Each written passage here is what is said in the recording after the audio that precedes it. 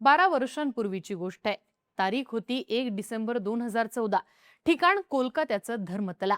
भारतीय जनता पार्टीचे तत्कालीन अध्यक्ष अमित शहा एका रॅलीमध्ये भाषण करत होते। भाषणादरम्यान अमित शहानी पश्चिम बंगालच्या मुख्यमंत्री ममता बॅनर्जी यांनी विचारलेल्या एका प्रश्नाचं उत्तर दिलं। ममता बॅनर्जी यांनी विचारलं होतं, अमित शहा कोण आहेत?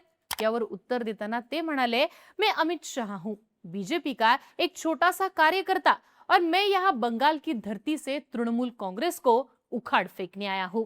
आज 12 वर्षांनी अमित शहांचं हेच वक्तव्य पुन्हा एकदा व्हायरल होतंय, कारण अमित शहा यांनी त्यावेळी जे म्हटलं होतं ते आज करून दाखवलंय। बंगालमध्ये भाजपनं ममता बॅनर्जींचा पराभव करत स्पष्ट असं बहुमत मिळवलंय। राज्यात भाजपनं तब्बल 294 पैकी 206 जागा जिंकल्यात। हा निकाल ऐतिहासिक आहे, कारण बंगाल हे एक असं राज्य होतं जे जिंकण्यासाठी भाजपनं मागच्या 10 वर्षांपासून घाम गाळत प्रयत्न केले होते। पक्षाचा प्रत्येक नेता हे राज्य जिंकण्यासाठी जोर लावत होता। तसं पाहिलं तर बंगालमधल्या भाजपच्या विजयाची अनेक कारणं आहेत, पण 5 नेते असे आहेत ज्यांच्या जोरावर भाजपनं हे इतकं मोठं यश मिळवलंय। हे नेते नेमके कोण आहेत? भाजपच्या बंगाल विजयात त्यांचा रोल काय राहिलेला आहे? ममता बॅनर्जींना हरवणारे भाजपचे ते 5 हिरो जे म्हटले जात आहेत ते कोण आहेत? जाणून घेऊयात आजच्या व्हिडिओतनं। नमस्कार, मी आरती आणि तुम्ही बघताय बोल भिडू। भाजपच्या बंगाल विजयाचे पहिले हिरो म्हटले जात आहेत ते अर्थातच अमित शहा। 5 वर्षांपूर्वी म्हणजे 2 मे 2021 ला बंगाल विधानसभा निवडणुकीचे निकाल जाहीर झालेले। निकाल समोर आले आणि तृणमूल काँग्रेसने विजयाची हॅट्रिक मारल्याचं स्पष्ट झालेलं। भाजपला त्यावेळी फक्त 77 जागा जिंकता आल्या। भाजपसाठी हा मोठा धक्का होता। 2च दिवसांनी या पराभवाचा रिव्ह्यू घेण्यात आला। अमित शहानी जुलैच्या पहिल्या आठवड्यापर्यंत डिटेल्ड रिव्ह्यू रिपोर्ट बनवण्याचे आदेश दिले। या रिव्ह्यू रिपोर्टमध्ये भाजपच्या पराभवाची 3 कारणं सांगण्यात आलेली। पहिलं कारण, निवडणुकीनंतर लोकांमध्ये आणि भाजप कार्यकर्त्यांमध्ये तृणमूलच्या हिंसेची भीती होती। दुसरं कारण, भाजपच्या संघटनेत ममता बॅनर्जींचे कार्यकर्ते घुसले होते, जे भाजपची स्ट्रॅटेजी टीएमसी पर्यंत पोहोचवत होते। आणि तिसरं कारण, बंगालमध्ये भाजपच्या कार्यकर्त्यांचा संपर्क बूथ लेवल पर्यंत मजबूत करण्याची आवश्यकता होती।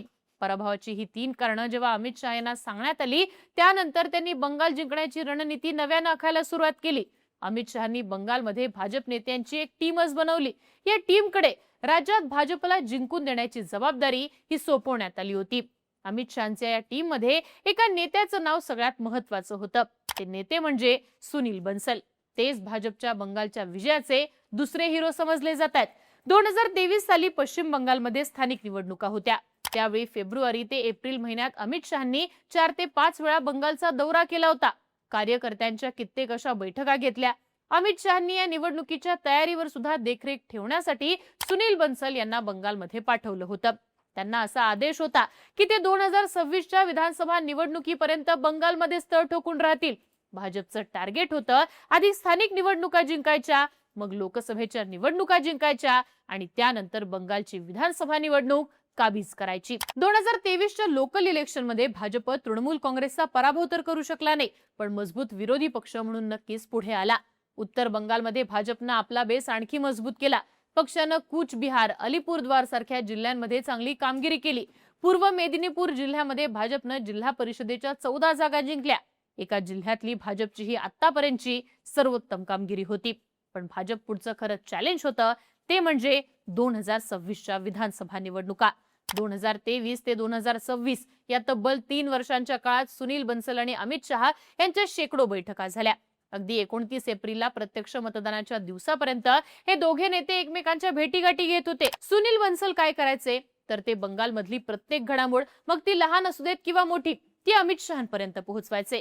ते कोलकात्यात अगदी तळ ठोकून होते, पण आठवड्यातनं एकदा अमित शहांना भेटण्यासाठी दिल्लीचा दौरा करायचे।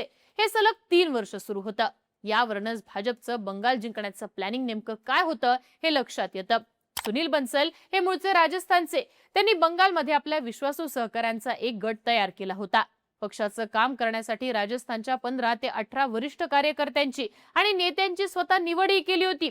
पक्षांतर्गत प्रश्न सोडवणं, बंगालचे स्थानिक नेते आणि केंद्रीय नेतृत्व यांच्यातला समन्वय सुधारणं, नाराज नेत्यांना पुन्हा पक्षात आणणं आणि पक्षाला बांधून ठेवणं, ही सगळी जबाबदारी सुनील बन्सल यांच्याकडे होती। भाजपची बूथ लेवलवरची जी 50 प्रमुख सिस्टीम आहे, ती सिस्टीम बंगालमध्ये मजबूत करण्याचं काम देखील सुनील बन्सल यांनीच केलं। त्यांनी काय केलं तर प्रत्येक मतदारसंघातली जातीय समीकरणं, स्थानिक प्रश्न, उमेदवारांची लोकप्रियता या सगळ्या गोष्टींचं सखोल विश्लेषण केलं. या सगळ्यांचा रिपोर्ट ते अमित शहा यांना द्यायचे. एकूणच बंगालमध्ये भाजपनं ऑर्गनायझेशनल लेव्हलवर जे यश मिळवलंय त्याचा सगळ्यात मोठा रोल होता सुनील बन्सल यांचा. भाजपच्या बंगाल विजयाचे तिसरे हिरो समजले जात आहेत ते म्हणजे पक्षाचा राज्यातला सगळ्यात मोठा चेहरा असलेले सुवेंदू अधिकारी. पश्चिम बंगालच्या निवडणुकीत सुवेंदू अधिकारी हे जायंट किलर म्हणून समोर आलेत. मागच्या निवडणुकीत त्यांनी नंदीग्राम मधनं ममता बॅनर्जींचा पराभव केला होता. पण नंदीग्राम हा अधिकारी यांचा बालेकिल्लाच मानला जातो. त्यामुळे तिथनं त्यांचं निवडून येणं आणि ममतांचं पराभूत होणं फारसं धक्कादायक नव्हतं. पण यावेळी मात्र त्यांनी ममता बॅनर्जींचा पुन्हा एकदा पराभव केलाय, पण तो कोलकात्याच्या भवानीपूर या मतदारसंघातनं. हा मतदारसंघ तृणमूल काँग्रेसचा बालेकिल्ला मानला जातो. इथनं स्वतः ममता बॅनर्जी 3 वेळा निवडून आलेले आहेत. त्यामुळे तिथं त्यांचा पराभव करणं ही फार मोठी घटना आहे. सुवेंदू अधिकारी हे मूळचे तृणमूल काँग्रेसचेच. ते एकेकाळी ममता बॅनर्जी यांचे राईट हँड म्हणून ओळखले जायचे. 2006 ते 7च्या दरम्यान ममता यांनी सिंगूर आणि नंदीग्राम इथं डाव्या सरकार विरोधात जी आंदोलनं केली होती त्या आंदोलनाचं नेतृत्व अधिकारी यांनीच केलेलं. या आंदोलनाच्या जोरावरतीच ममता यांनी 2011 मध्ये पहिल्यांदा बंगालची सत्ता मिळवली होती. पण पुढे ममतांशी मतभेद झाल्यानंतर अधिकारी यांनी तृणमूलची साथ सोडली आणि 2020 साली ते भाजपमध्ये आले. तेव्हापासूनच बंगालमध्ये ममता विरोधी नेत्यांचा सगळ्यात मोठा चेहरा सुवेंदू अधिकारीच आहेत. अधिकारी यांनी भाजपमध्ये प्रवेश करण्यापूर्वी भाजपची ताकद ही फक्त उत्तर बंगाल आणि आदिवासी बहुल पट्ट्यांमध्ये एकवटली होती. पण सुवेंदू अधिकारी यांनी भाजपचा विस्तार राज्यभरात करण्याची मोठी भूमिका बजावली. त्यांच्या कुटुंबाचा पूर्व मेदिनीपूरमध्ये अनेक दशकांपासून मोठा प्रभाव राहिलेला आहे. ते भाजपमध्ये आल्यानंतर दक्षिण बंगालचा ग्रामीण भाग जिथे ऐतिहासिकदृष्ट्या तृणमूल काँग्रेसचं वर्चस्व होतं तिथं सुद्धा भाजपनं आपला प्रभाव निर्माण करायला सुरुवात केली होती. सुवेंदू अधिकारी हे तृणमूल काँग्रेसचे मोठे नेते होते. त्यांनी आपल्यासोबत अनेक स्थानिक नेते आणि कार्यकर्त्यांचं मोठं जाळं भाजपमध्ये आणलं. यामुळे भाजपला राज्यामध्ये स्थानिक पातळीवर विस्तार करायला बळ मिळालं. सुवेंदू अधिकारी हे 2021 पासून बंगाल विधानसभेत विरोधी पक्ष नेते होते. या काळात तृणमूल काँग्रेसला थेटपणे लढणारा नेता अशी त्यांची ओळख झाली. संदेशखाली हिंसाचार, शिक्षक भरती घोटाळा अशा अनेक मुद्द्यांवर त्यांनी ममता बॅनर्जींना सोळो की पळो करून सोडलेलं. त्यामुळेच आता भाजपच्या या ऐतिहासिक विजयानंतर तेच भाजपचा मुख्यमंत्री पदाचा सगळ्यात मोठा चेहरा म्हणून पुढे आलेले आहेत. भाजपच्या बंगाल विजयाचे चौथे हिरो आहेत दिलीप घोष. खरं तर सुवेंदू अधिकारींसारखे नेते मागच्या 5 वर्षात भाजपात आले, पण त्याआधी बंगालमध्ये भाजपला मोठं करण्यात, शून्यातनं सगळं उभारण्यात मोठा रोल आहे तो दिलीप घोष यांचा. दिलीप घोष हे 2015 ते 2021 अशी 6 वर्ष बंगालमध्ये भाजपचे प्रदेशाध्यक्ष होते.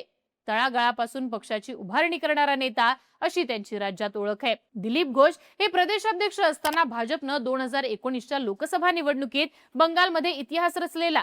त्या निवडणुकीत पक्षानं बंगालच्या 42 पैकी 18 जागा जिंकल्या. महत्वाचं म्हणजे राज्यात भाजपनं तब्बल 40% मतं देखील मिळवली होती. बंगालमध्ये भाजपला मिळालेलं हे पहिलं इतकं मोठं यश होतं. दिलीप घोष यांची पार्श्वभूमी संघाची आहे. त्यांनी बंगालच्या ग्रामीण मतदारांमध्ये थेट कनेक्ट साधण्यासाठी चाय पे चर्चा सारखी मोहीम यशस्वीपणे राबवली होती. 2021च्या निवडणुकीत भाजपनं उत्तर बंगाल तसंच जंगल महल सारख्या आदिवासी पट्ट्यांमध्ये जी चांगली कामगिरी केली होती त्याचं श्रेय दिलीप घोष यांना जातं. त्यांनीच या भागामध्ये भाजपचा पाया मजबूत केला होता, जो आज पक्षाचा सगळ्यात मजबूत बालेकिल्ला बनलेला आहे. 2021 नंतर भाजपनं दिलीप घोष यांना राष्ट्रीय राजकारणात आणलं, पण बंगालमधली त्यांची भूमिका नेहमीच महत्वाची राहिली. या निवडणुकीत सुद्धा ते राज्यामध्ये पक्षाचे प्रमुख स्ट्रॅटेजिस्ट राहिले. सध्या मुख्यमंत्री पदासाठी सुवेंदू अधिकारी यांच्या सोबतच दिलीप घोष यांच्या नावाची देखील चर्चा आहे. भाजपच्या बंगाल विजयाचे 5वे हिरो ठरलेत भाजपचे राष्ट्रीय अध्यक्ष नितीन नबीन. नितीन नबीन हे मूळचे बिहारचे.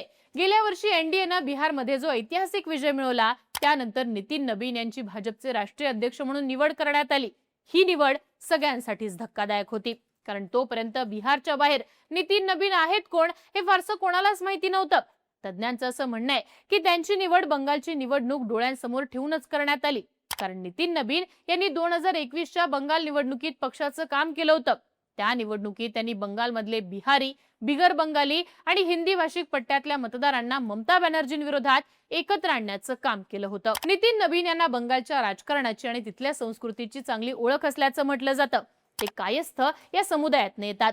बंगालच्या एकूण लोकसंख्येत या समुदायाचा वाटा फक्त 3% असला तरी शहरी भागात विशेषतः कोलकाता आणि हावडा सारख्या परिसरात सुमारे 40 ते 50 जागांवरती त्यांचा थेट प्रभाव आहे. ऐतिहासिक दृष्ट्या बंगालचं राजकारण आणि संस्कृतीवर कायस्थांचा मोठा प्रभाव राहिलेला आहे. विधानचंद्र रॉय, ज्योती बसू यांच्यासारखे बंगालचे माजी मुख्यमंत्री याच समुदायात येतात. बंगालमधला उच्चवर्णीय भद्रलोक समाज हा ममता बॅनर्जी यांचा निष्ठावान राहिलेला आहे. पण गेल्या काही काळापासून हा समाज तृणमूल काँग्रेसवर नाराज असल्याचं बोललं जात होतं. या निवडणुकीत या सगळ्या समुदायांना भाजपकडे आणण्याचं काम नितीन नबीन यांनी केल्याचं म्हटलं जाते. बंगालमधला औद्योगिक पट्टा जसं की आसनसोल, दुर्गापूर, हावडा इथं बिहार आणि उत्तर प्रदेशातून आलेल्या मतदारांची संख्या ही मोठ्या प्रमाणात आहे. नितीन नबीन हे मूळचे बिहारचे असल्याने या मतदारांना त्यांच्या माध्यमातून भाजपने या ठिकाणी आपल्याकडे वळवून घेतलं असं म्हटलं जाते. थोडक्यात काय तर पश्चिम बंगालमधला भाजपचा हा विजय फार मोठा आणि ऐतिहासिक आहे. भाजपच्या कित्येक नेत्यांनी मागच्या अनेक वर्षांपासून राज्यात जे काही काम केलं त्याचंच फळ पक्षाला आज मिळालंय अशी पक्षातल्या लोकांची भावना आहे.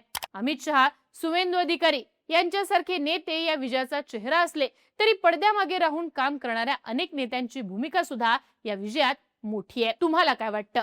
ममता बॅनर्जींना हरवण्यात आणि बंगालमध्ये भाजपची सत्ता आणण्यात भाजपच्या आणखी कोणत्या नेत्यांचा रोल महत्त्वाचा होता?